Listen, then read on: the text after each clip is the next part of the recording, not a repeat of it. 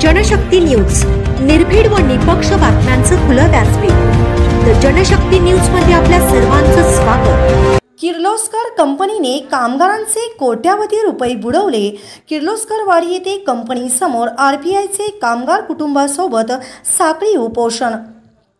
Kirloskar brothers limited Kirloskarwadi येथे काम करत असणाऱ्या कामगारांनी सेवानिवृत्ती झाल्यानंतर ग्रॅज्युएटी फंडाची रक्कम ही किर्लोस्कर इन्व्हेस्टमेंट कंपनी यांच्या कंपनीमध्ये गुंतवली होती।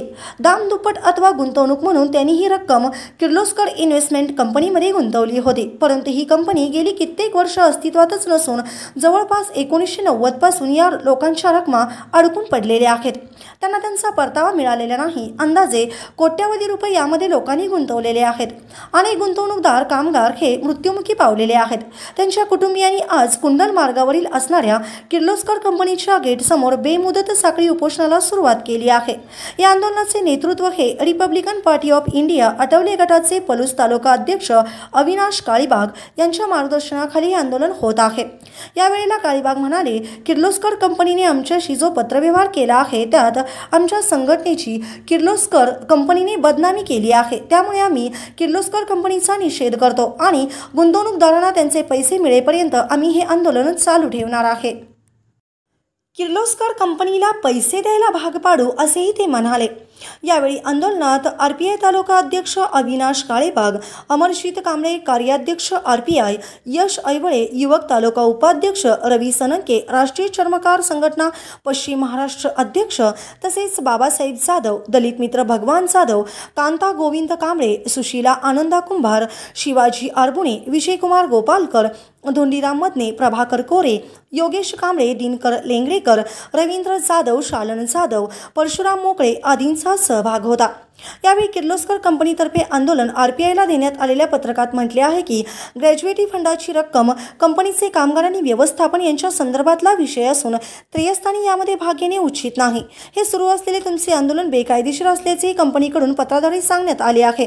हा वाद मुद्दा अस्तित्वात नसल्याचेही कंपनीच्या पत्रामध्ये नमूद करण्यात आले आहे। गुंतवणूकदारांच्या कुटुंबाकडून सांगण्यात आले आहे की आम्हाला पैसे मिळाल्याशिवाय आम्ही आंदोलन मागे घेणार नाही।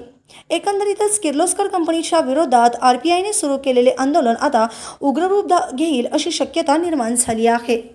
मालक आमचं रिटायर झाल्यावर कंपनीनं त्याच ठिकाणी पैसे इतर द्यायला होते आणि ते अजून पत्रक नाही करायचे पैसे काय मिळाले नाही।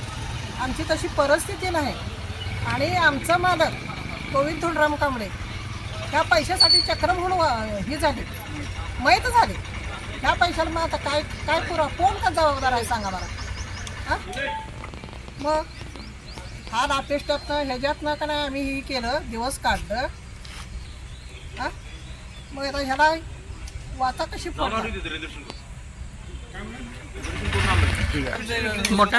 फायनलमध्ये आहेत आणि मला मुलगा नाही, मुलीच आहे त्यात आमच्या मालकाची 3 डाट्या खाला, त्यातच ती ही झाली।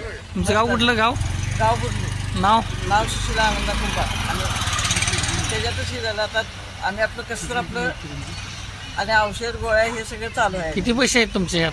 आमचं 1.5 लाख आहेत। 98 सालाला दामदुप्पट टाकलेलं आहे। 98 साला अजून मिळालं नाही? अजून एक नाही मिळालं दामदुप्पट। बोला हे कुणी काय सांगायचं तुमच्या मनात आधी सांगा। 1998 सालापासून आमचे पैसे अडकले आहेत। तेव्हापासून आम्ही प्रत्येक ठिकाणी जाऊन कार्यवाही करून पाठपुरावा केला, परंतु आमची काही दाद लागली नाही। तर आम्ही आता कंटाळून घरात बसून काय करणार म्हणून मी शेती अवजाराच्या बैलावर कामासाठी 400 रुपये हजेरीनं कामाला जातोय। किती रुपये अडकले तुमचे? आणि माझं स्वतःचं ऑपरेशन झालं, मंडळीचं ऑपरेशन झालं, कर्ज काढून ते ऑपरेशनचे पैसे आम्ही भरले। आज अखेर आम्ही पैशाची वाट बघून कंटाळून घ्यायला आलो। आमचे वडील 1998 साली रिटायर झाले।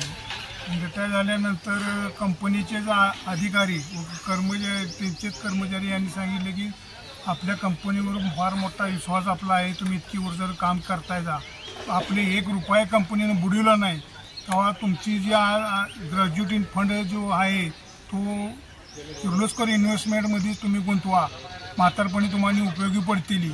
आणि 71 साली ज्या टायमाला युद्ध चालू होतं त्या टायमाला आमच्या वडिलांनी 2 महिने कंपनीनं सोडलं नाही की ती बॉम्ब गोळं तयार करायचं, कुठं काय करायचं. अशा परिस्थितीत असताना ह्या कंपनीनं आमच्या वडिलांनी कुशल कामगार म्हणून पारितोषिक एक नांगर आणि एक खंदील 71 साली दिला. आणि आमचे जे हे पैसे 2-2 लाखाच्या 2 पावत्या आज फक्त अडकले, त्याचे 1 रुपया आम्हाला मिळाला नाही. आम्ही पाक दलित मित्र भगवान जाधव नागराळे यांच्या मार्फत गेले 2021 पासून आज अखेर आम्ही पाठपुरावा करतो या, तरीसुद्धा यांनी दाद दिली नाही. आणि त्यानंतर आम्ही RPI गट यांच्याशी संपर्क साधला आणि त्यांनी आम्हाला आता इथं दाद दिलेली आहे. आम्ही आता उपोषणाला बसलो. तेव्हा आमचा प्रश्न आज अखेर काय असेल ते आमची रक्कम द्यावी हीच किर्लोस्कर कंपनीला विनंती. तुमची किती रक्कम आहे? Republican Party of India police taluka युवक आघाडीच्या वतीने किर्लोस्कर फायनान्स लिमिटेडच्या विरोधात आज किर्लोस्कर कामगार गेटच्या बाहेर आज आम्ही आंदोलनाला बसलो. आमच्याकडे तक्रारदार किर्लोस्कर कंपनीमध्ये काम करणारे रिटायर्ड ठेवीदार व मयत ठेवीदारांचे वारसदार यांनी आमच्याकडे तक्रार केली असता या गोष्टीचा पाठपुरावा आम्ही गेले 3 ते 4 महिने झाले घेत आहोत. या 3 ते 4 महिने पाठपुरावा घेत असताना कंपनीने आम्हाला कोणत्याही प्रकारची दखल दिलेली नाही किंवा कोणत्याही प्रकारचं काही कारण सांगितलेलं नाही. या गोरगरीब जनतेचे कंपनीमध्ये पैसे गुंतवून ही कंपनी अक्षरशः 1998 मध्ये इथे बंद स्वरूपात पडली असून ही कंपनी इथून अक्षरशः गायब करण्यात आली. आणि 1998 पासून ही लोक या गोष्टीचा पाठपुरावा करतायत, पण या कंपनीनं आजपर्यंत त्या लोकांना त्या कंपनीबद्दल कोणतीही माहिती दिलेली नाही. आमच्याकडे आले असता या सर्व कामगारांची आम्ही माहिती घेतली. या कामगारांचे असणारे सर्व कागदपत्रे आम्ही चेक केले.